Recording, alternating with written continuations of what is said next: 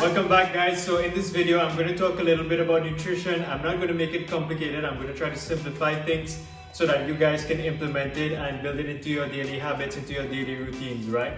Now, first things first, I just have a little piece of advice. So first piece of advice is don't take anyone's advice, like not even me. I'm not a doctor, I'm not a dietitian. Like, I'm a certified nutrition coach. I've been dabbling with nutrition for like the past 20 years.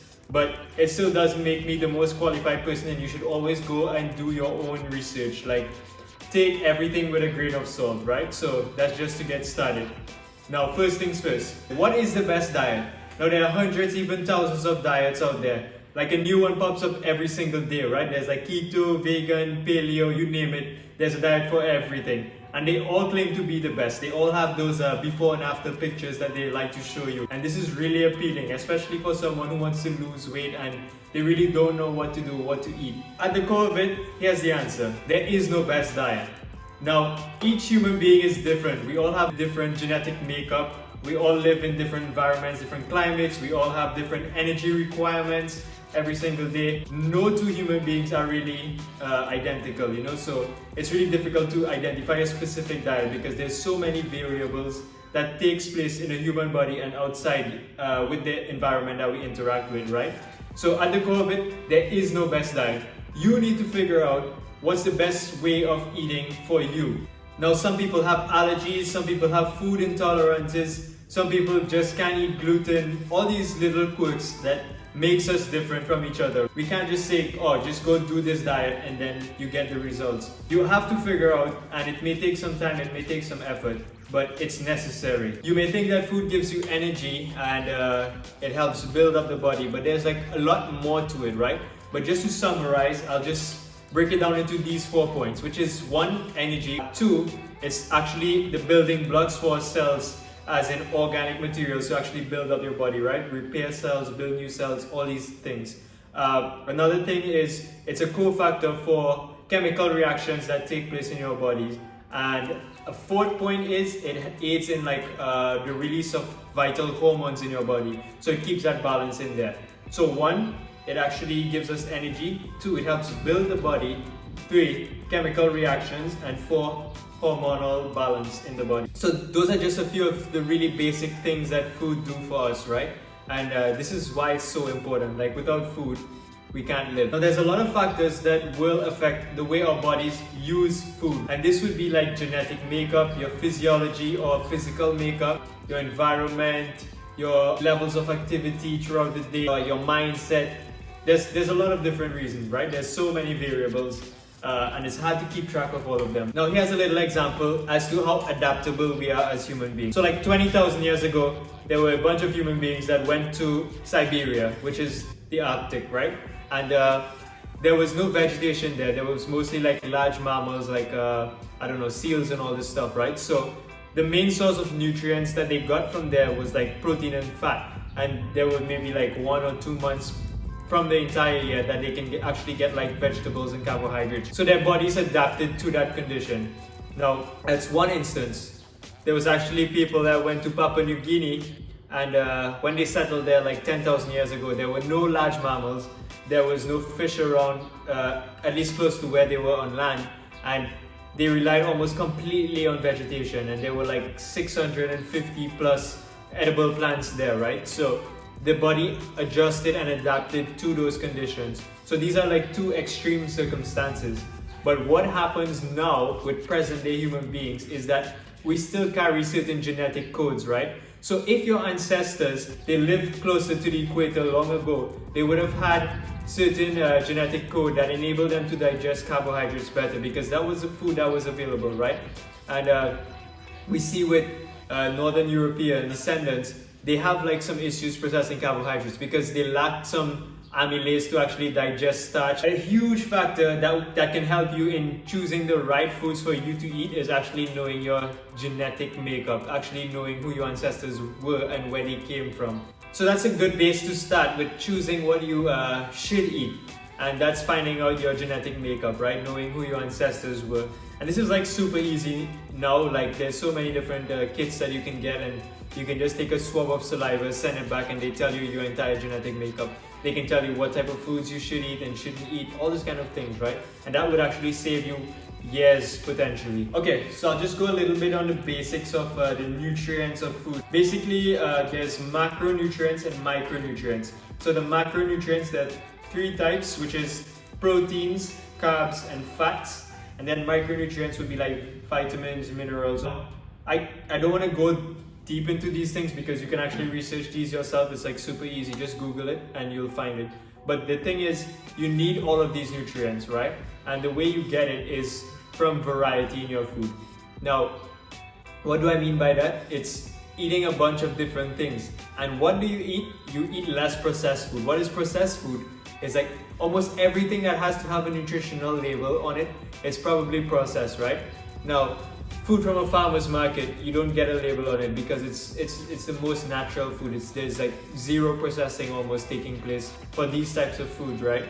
Now, obviously you can't eat 100% unprocessed foods, but it just gives you a good guide, as in what to choose, what type of food you need to actually get more of. Apart from nutrition only, one thing that you need to take into consideration is actually hydration. Now, there's a common rule that says you need to drink 8 glasses of water per day, right?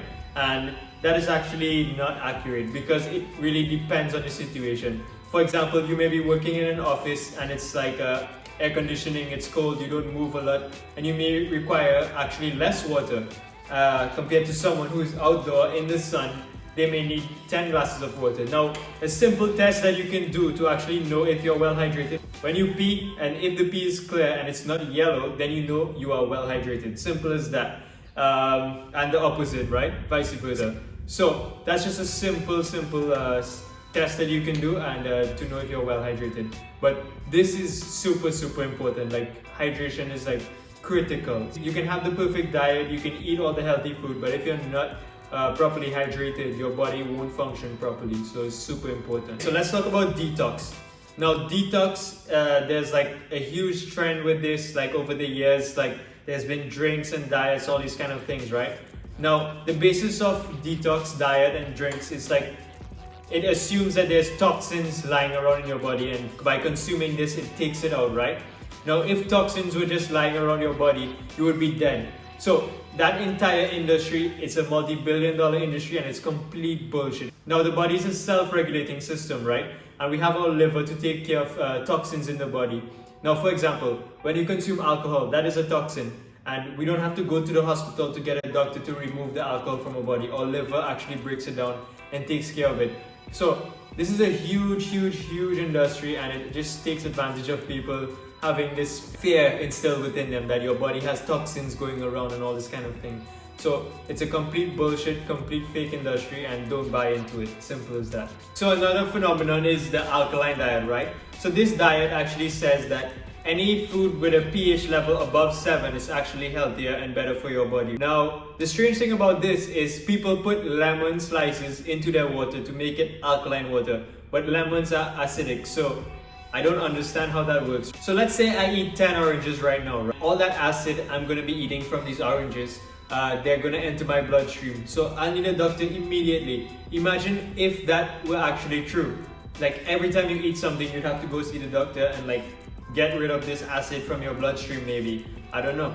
But it just goes to show how flawed this logic is. But like I said before, the body is a self-regulating system, and you don't have to be so critical about every single thing you eat, you know? It's just getting that balance in there, that's all that really matters. Another huge one is superfoods, right? So over the years, this has been popping up like continuously. Like, there's so many superfoods out there, it's hard to keep up. Like, one of the most recent is kale. Like, they say kale is this magic superfood, and now everyone blends it into a smoothie. But there's like this vegetable called watercress is one of my favorites, and it's like 10 times more nutrient dense than kale, but no one talks about it, right? So these things are just trends, they're hype, and you shouldn't really buy into it. Almost every natural food, they contain specific nutrients, and once you eat a variety of them, it'll be good enough. So you don't need all these superfoods that are so hyped up for no reason, really.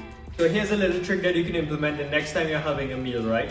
Now, when you have a meal, you want to have these 4 items on your plate. You want to have protein, carb, veggies, and healthy fat, right? Now, how much of these do you actually need? Well, this is an easy way to measure it.